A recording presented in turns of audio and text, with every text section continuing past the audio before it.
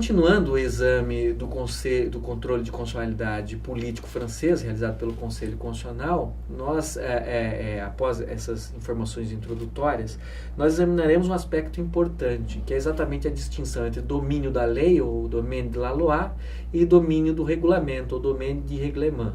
Uma distinção típica do direito constitucional francês, que até onde se sabe não encontra paralelo em outros sistemas, né? E que é decorrente daquele traço que nós examinamos em aulas anteriores, que a Constituição Francesa de 58 atribui funções legislativas não apenas ao órgão legislativo, né, ao parlamento francês, mas também aos órgãos do Poder Executivo, que podem editar atos com força de lei permanentes, né, em todas aquelas matérias que não sejam afetas à competência do legislativo. Então isso faz com que haja, de um lado, esse domínio da lei, todas as matérias do artigo 34 da Constituição Francesa, todas as matérias que devem ser objeto de legislação oriunda do parlamento, e todas as demais matérias ali não constantes, podendo ser reguladas por atos do Poder Executivo com força de lei, né? Então essa é uma situação bastante peculiar, né? O pressuposto dela exatamente é esse rol de competências legislativas taxativas do artigo 34. Isso faz com que haja uma possibilidade de invasão da competência do Executivo pelo Legislativo. Toda vez que o Legislativo pretender legislar sobre matérias que não estão previstas no artigo 34, se presume que ele está invadindo o domínio do regulamento, que está, portanto, usurpando funções legislativas que não são deles, mas que são do Poder Executivo. E, portanto, se estabelece aqui um problema de constitucionalidade. Então, é exatamente aqui que surge uma situação peculiar. Existe uma possibilidade de controle de constitucionalidade pelo Conselho Constitucional, e esse controle pode ser prévio ou esse controle pode ser posterior. Aqui se vislumbra exatamente aquele caso que eu fiz referência na aula anterior, de um controle repressivo excepcional nesse sistema de controle que, em regra, é preventivo, né? O presidente da República pode perceber a invasão de competências reservadas ao domínio do regulamento durante o processo legislativo ou após o processo legislativo, não é? E isso faz com que ele possa agir durante o processo legislativo ou com que ele possa agir após o processo legislativo, criando uma hipótese de controle repressivo. Se o presidente da República percebe essa situação de usurpação das suas competências por parte, ou usurpação das competências do Executivo por parte do Legislativo, ele pode encaminhar ao Parlamento uma moção, né, chamada de moção de irrecevabilité, ou seja, é difícil traduzir, mas é uma moção que significa que aquele projeto de lei seria irrecebível, não seria passível de tratamento e de deliberação, por exceder as competências do Parlamento, não é? Ele encaminha essa moção ao Parlamento, e o Parlamento tem a opção de efetivamente arquivar o projeto de lei, reconhecendo a invasão da competência do domínio do regulamento, ou, contrariamente, ele pode entender que não houve invasão, que ele exerce uma competência que afeta as suas atribuições, que está contemplado no artigo 34, e, nesse caso, essa questão passa a ser decidida pelo Conselho Constitucional. Então, nós estamos aqui, novamente, diante de uma hipótese de controle preventivo provocado. Preventivo porque exercido durante o processo legislativo, provocado porque ele depende dessa iniciativa do presidente da República para que ele seja deflagrado. Ocorre que é intuitivo que podem se dar situações nas quais o presidente da República não percebe durante o processo legislativo ou não vem ao seu conhecimento, não é, que existe um ato que potencialmente invade o domínio do regulamento, que potencialmente seja inconstitucional por usurpação das suas funções normativas, né? E, portanto, existe um procedimento de controle repressivo aqui excepcional, né, que pode ser exercido a qualquer momento.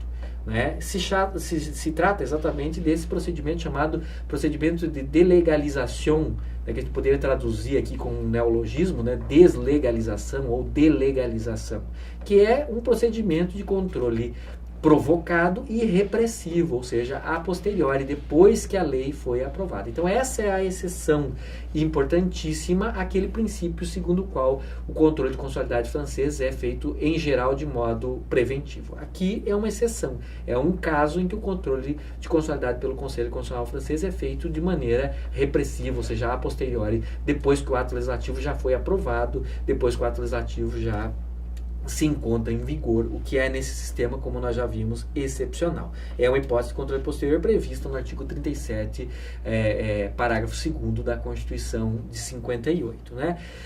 No que consiste, ou qual é a consequência do procedimento de deslegalização ou delegalização, né? O Conselho analisa, né, a alegação de invasão do domínio do regulamento pelo legislador, e caso ele entenda que realmente houve essa invasão, que realmente a matéria tratada na lei ela afeta ao domínio do regulamento e não ao domínio da legislação, ele declara a sua deslegalização, o que significa que essa lei perde o seu caráter de lei do ponto de vista material, né, passando a ser uma lei apenas em sentido formal. Isso significa, na prática, que a partir dali o Poder Executivo pode alterá-la, né, por mero decreto, no todo ou em parte. Ou seja, depois da decisão no sentido da deslegalização pelo Conselho Constitucional, é possível que haja uma alteração, uma revogação parcial, né, por decreto de dispositivos dessa lei, ou mesmo uma revogação total. Ou seja, a lei se torna tangível, aí ela se torna passível de alteração por atos normativos editados pelo Poder Executivo.